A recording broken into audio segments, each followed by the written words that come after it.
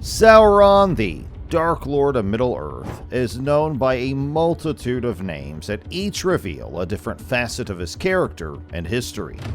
From Mairon the Admirable, a title from his early days as a noble Maia, to Sauron the Abhorred, his infamous identity as the enemy of all free peoples, every name tells a part of his dark journey.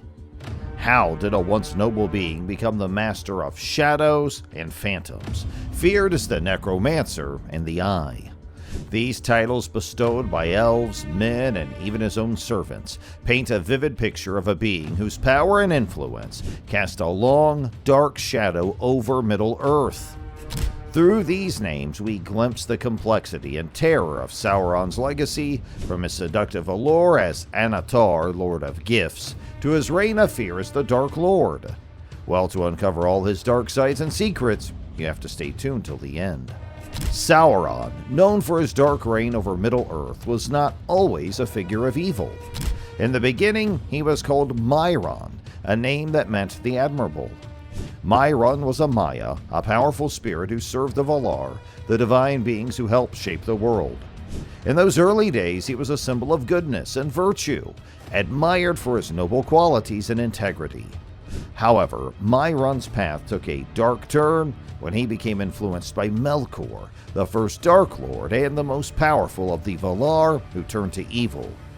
Melkor, later known as Morgoth, seduced Mairon with promises of greater power and control. Mairon fell under Melkor's influence, abandoning his noble ways and embracing darkness. This transformation marked the beginning of his descent into evil. As he served Melkor, Mairon changed dramatically. He became known as Sauron, a sorcerer of immense and dreadful power. His wisdom turned foul, his strength became cruel, and everything he touched was twisted and misshaped. He became the master of shadows and phantoms, a being of fear and torment. He even gained the title the Lord of Werewolves, further solidifying his dark dominion. The elves of Middle-earth, witnessing Sauron's transformation and the terror he spread, gave him new names that reflected his malevolent nature. Among the Sindar elves of Beleriand, he was often called Gorthaur. This name, which translates to abhorrent dread, captured the essence of the fear and revulsion that Sauron inspired. The name Gorthaur draped him in a shroud of terror, representing the dark figure he had become. His transition from Mairon the Admirable to Gorthaur the Abhorrent was a stark contrast. As Mairon, he had been a beacon of righteousness, a symbol of what was good and admirable.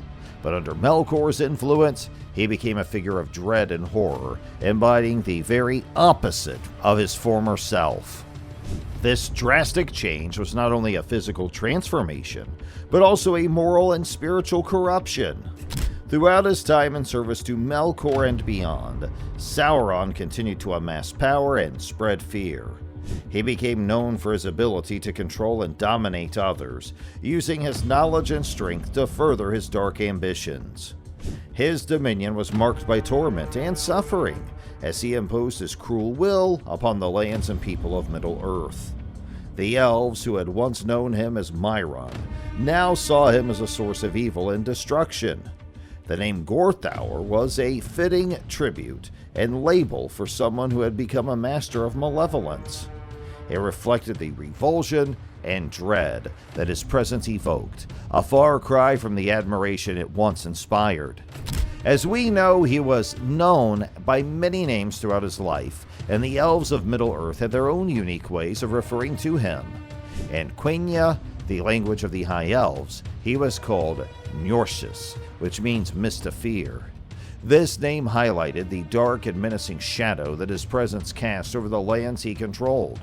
Another name given to him by the elves, and perhaps the most well-known, was Sauron, which simply translates to the Abhorred. These names were meant to insult and degrade him, reflecting the fear and hatred he inspired among the elves. Despite these disparaging names, Sauron clung to his original name Mairon, which he used to remind himself of his former nobility and virtue. Many people may not know that Sauron once had the power to change his shape. This ability is one of the reasons he collected so many different titles over the ages. When he was still a Maia, a powerful spirit, he was known to the Sindar elves of Beriand as Gorthaur.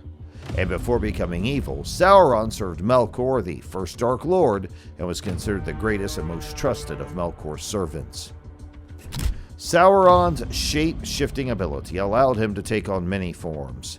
He could appear noble and beautiful when he wanted to deceive others, which made him extremely dangerous. Even the most vigilant could be fooled by his transformations. In the book The Silmarillion, Sauron is often referred to as the enemy, a term used broadly for Morgoth and all of his evil followers, including Sauron. This title is used 32 times in the text. During the events of The Lord of the Rings, characters like Legolas and Frodo also refer to him as the One Enemy. One of the most notable examples of Sauron's shape-shifting abilities is the duel between him and Huan, the Hound of the Valar, which took place at the end of the First Age. This battle is a significant part of Tolkien's legendarium. The duel began with Sauron in the form of a great wolf trying to overpower Huan. Despite his fearsome appearance and powers, Sauron was unable to defeat the Hound. Huan managed to grip him by the throat, pinning him down and making it impossible for Sauron to escape, without abandoning his physical form entirely. Realizing he was trapped, Sauron desperately shifted from one form to another, changing from a wolf to a serpent and then into his own accustomed form. But no matter what shape he took, Huan's grip remained unyielding. Finally, in a last-ditch effort to escape, Sauron transformed into a massive vampire-like creature, a dark cloud blotting out the moon, and fled, dripping blood as he went. This transformation into Wolf Sauron, and then into a vampire, showcases his desperate and cunning nature. Despite his powers, he was ultimately forced to retreat, wounded and humiliated. This battle with Huan was not just a physical confrontation, but also a symbol of his limitations. Even with his shape-shifting abilities and immense power, he could be bested and driven away. After his defeat, Sauron went into hiding and was not seen for many years. When he re-emerged in the Second Age, he chose to hide his true identity once more. This time, he took on the fair form of Annatar, meaning Lord of Gifts, and began to weave his way into the hearts of the elves by offering them knowledge and power. Under this guise, he helped forge the Rings of Power, which were central to his plan to dominate Middle-earth. In addition to Annatar, Sauron used other names like Artano, meaning Highsmith, and Alundil, meaning devoted to Aulë, while among the elven smiths. These names helped him gain the trust and respect of the elves, masking his true intentions and his dark past. Sauron had many names and forms throughout his life. One of the most dramatic moments is his story involving a fierce battle with Huan, the Hound of Valinor. No magic or strength could defeat Huan, and that was when he caught Sauron by the throat and pinned him down. Sauron tried to escape by changing shapes, from a wolf to a serpent and then to his normal form, but the grip was too strong. Finally, Sauron took on the form of a giant vampire, a dark cloud across the moon, and fled, leaving blood dripping from his throat. In this encounter, Sauron was called Wolf Sauron, a name that captured his ferocity and desperation, and Huan was destined to face the mightiest of all wolves before his death, and Sauron tried to fulfill this prophecy. However, he was defeated and disappeared, not seen or heard from again for many years. Sauron re-emerged in the Second Age, choosing to hide his true identity. He took on a fair form in the name Annatar, meaning Lord of Gifts. Without his master Melkor, Sauron began to devise his own plans to dominate Middle-earth, and central to this plan was the forging of the Rings of Power. In his guise as Annatar, he infiltrated the hearts of the elves, promising them incredible gifts. Annatar's name was seductive, luring the unsuspecting into his grasp. The elves, however, should have remembered history. Long ago, Melkor, Sauron's master, had used a similar tactic, calling himself the Giver of Gifts when he made contact with men. But the elves were deceived, and Annatar won their trust. He also used two lesser-known names during his time with the elven smiths. One was Artano, meaning High Smith, which suggested his high status and respect among them. Sauron worked closely with the elven smiths, especially Celebrimbor, to create the Rings of Power. He forged these rings to enslave the wearers to his will. The elves created 3 powerful rings, but Sauron secretly made the One Ring to control all others. This One Ring held a part of his own power, making it incredibly dangerous.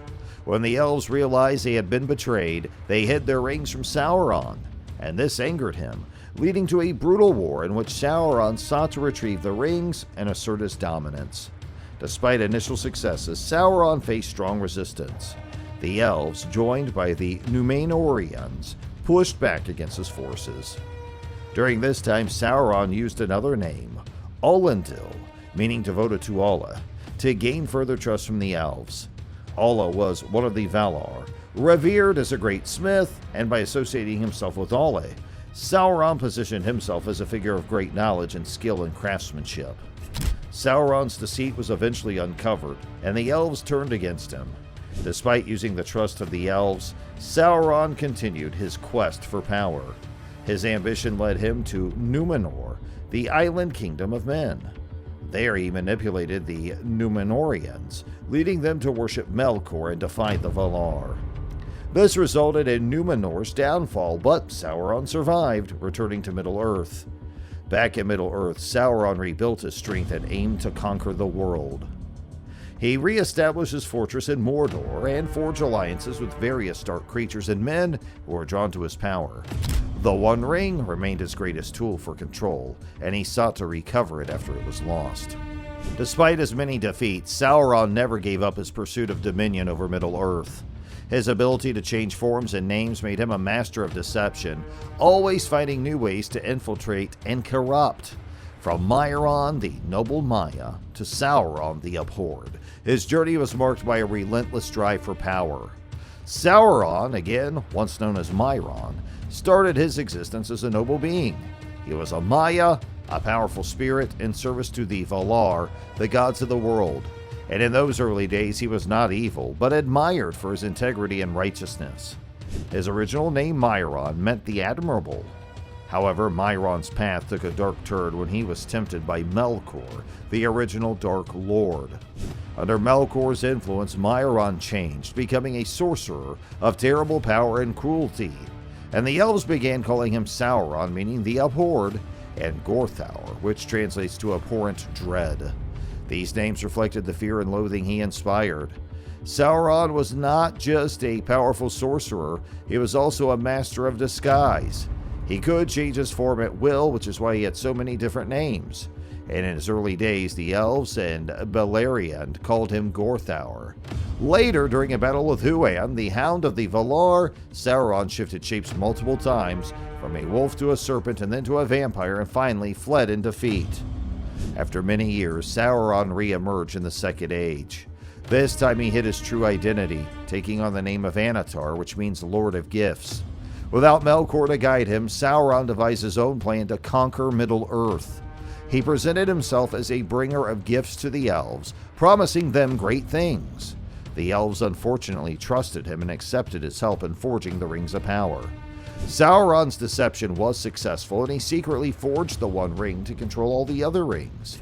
When the elves realized they had been tricked, a great war ensued.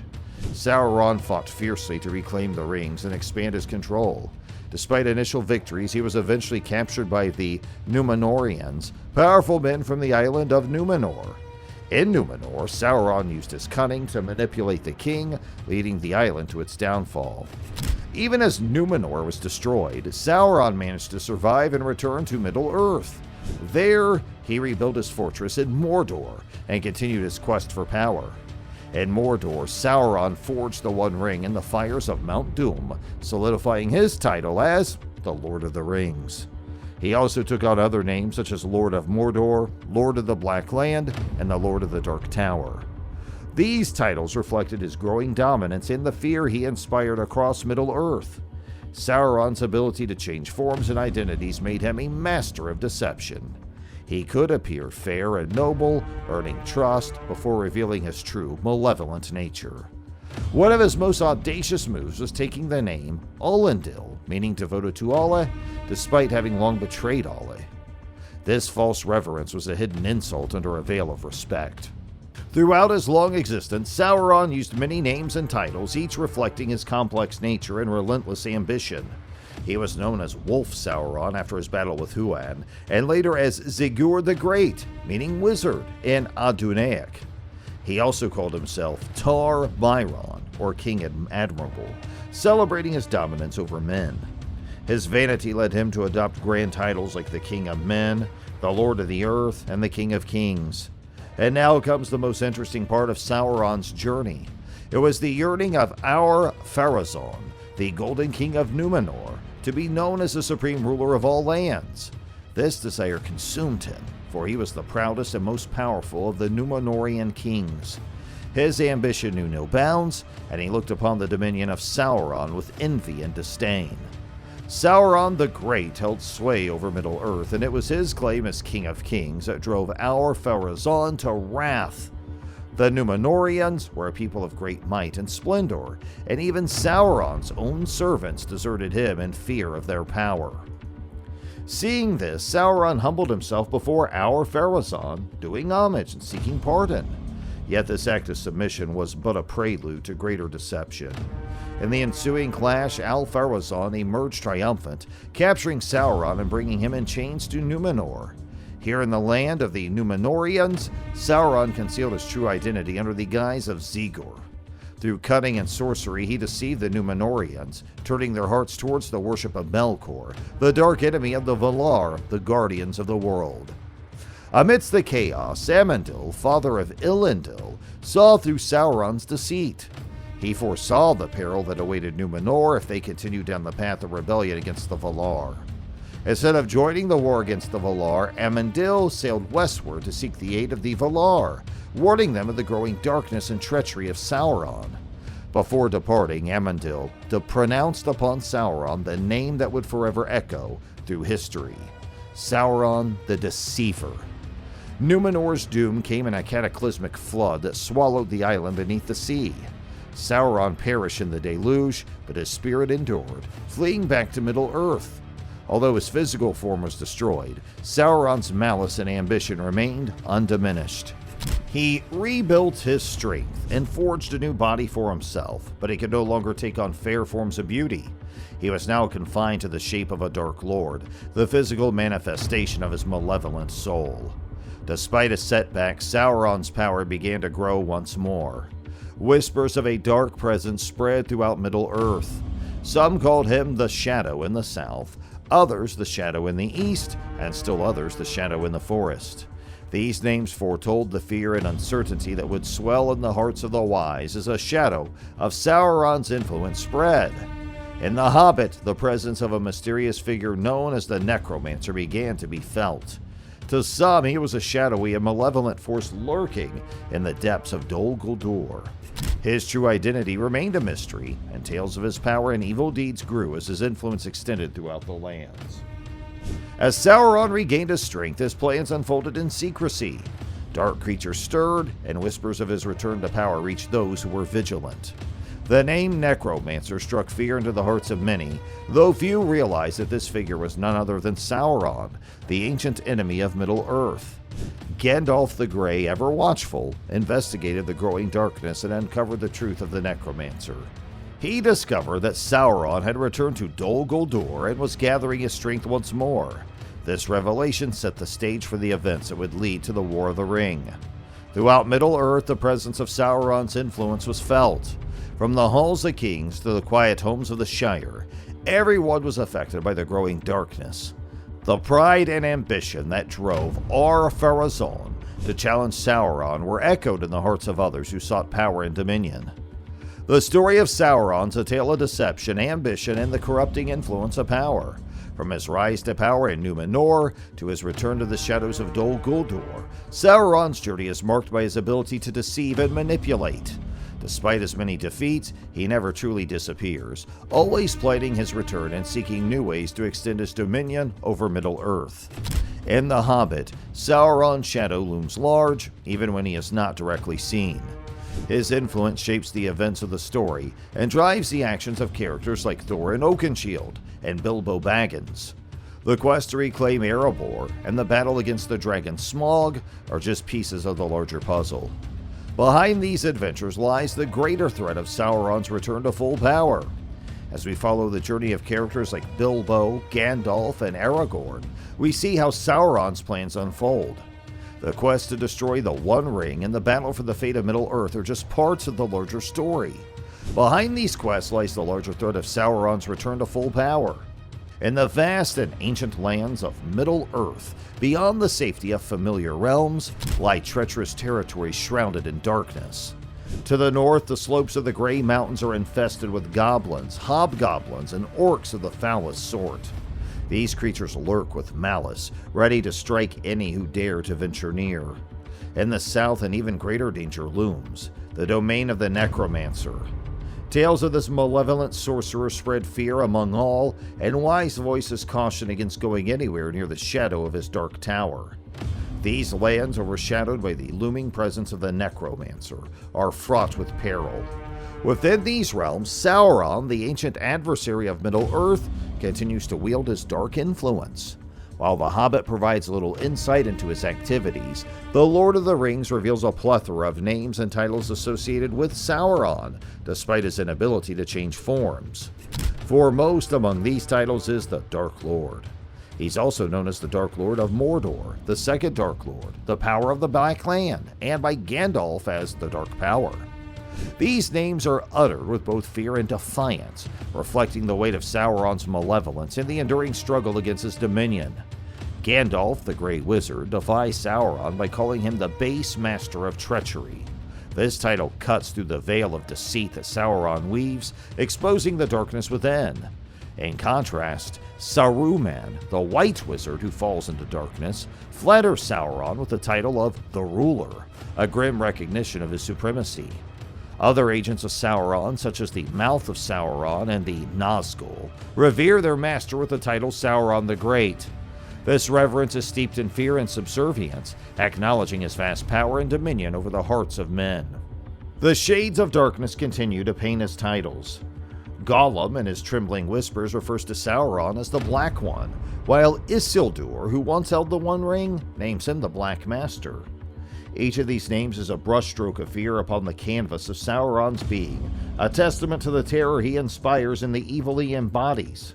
These titles reflect the profound impact of Sauron on the world of Middle-earth. His malevolent presence casts a shadow over the lands, influencing events and driving the forces of darkness to war against the free peoples of Middle-earth. The struggle against Sauron is not merely a battle of swords and sorcery, but a battle against the very essence of evil itself. The Lord of the Rings sets the stage for a climactic confrontation between the forces of light and darkness. The Fellowship of the Ring, led by Frodo Baggins and guided by Gandalf, seeks to destroy the One Ring and thereby diminish Sauron's power. Their journey takes them through perilous lands and into the heart of Mordor, where Sauron's Dark Tower, Barad-dûr, looms over the land like a beacon of evil. Throughout their quest, the Fellowship faces numerous challenges and dangers, and they encounter creatures corrupted by Sauron's influence, such as orcs, trolls, and the Ringwraiths, who serve as his most feared servants. The presence of Sauron is felt at every turn, his eye watching from afar, ever vigilant for any sign of the One Ring. As Frodo and his companions draw closer to Mount Doom, the mountain where the One Ring was forged, and the only place where it can be destroyed, the power of Sauron grows stronger. His armies mobilize for war, and the fate of Middle-earth hangs in the balance. At the Battle of the Pelennor Fields, the forces of Gondor and Rohan face the full might of Sauron's armies. The Witch King of Angmar, the chief of the Ringwraiths, leads the assault on Minas Tirith, the capital of Gondor. The city is besieged, and it seems that all hope is lost. However, in the midst of despair, a new hope emerges. Aragorn, the rightful heir to the throne of Gondor, rallies the forces of the Free Peoples to stand against the darkness. With the aid of Gandalf and the loyalty of his friends, Aragorn leads a desperate assault on the Black Gate of Mordor, distracting Sauron's attention from Frodo and Sam's mission to destroy the One Ring. As Frodo and Sam reach the fiery chasms of Mount Doom, they are confronted by Gollum, who wrestles the One Ring from Frodo's grasp. In a moment of madness, Gollum falls into the fires of Mount Doom, taking the One Ring with him and destroying it forever. With the destruction of the One Ring, Sauron's power is broken, and his physical form is destroyed. The Dark Tower of Barad-dûr crumbles into ruin, and his armies are scattered. Middle-earth is saved, but the scars of war remain. In the aftermath of the War of the Ring, the free peoples of Middle-earth begin the long process of rebuilding their shattered lands. Sauron's influence is diminished, but his legacy of evil remains. The struggle against darkness continues as the people of Middle-earth strive to ensure that the horrors of Sauron's reign will never be repeated. In the ancient kingdom of Gondor, the fear of Sauron's name was palpable. Men whispered it in hushed tones, if they dared speak it at all. Instead, they referred to him as the Nameless, a title that echoed through the streets of Minas Tirith like a shadowy specter. Boromir, a valiant captain of Gondor, braided him the Nameless Enemy, a foe whose darkness threatened the very heart of their realm. His brother Faramir and the vigilant men of Gondor also knew him as the Nameless One, a figure of dread and despair. As the darkness of Sauron's influence spread, the people of Gondor witnessed the signs of his growing power. Orcs, driven like busy ants, dug trenches and prepared for war outside the walls of Minas Tirith. At first, the men of Gondor laughed, dismissing the threat posed by these crude fortifications. The main wall of their city, they boasted, was impregnable.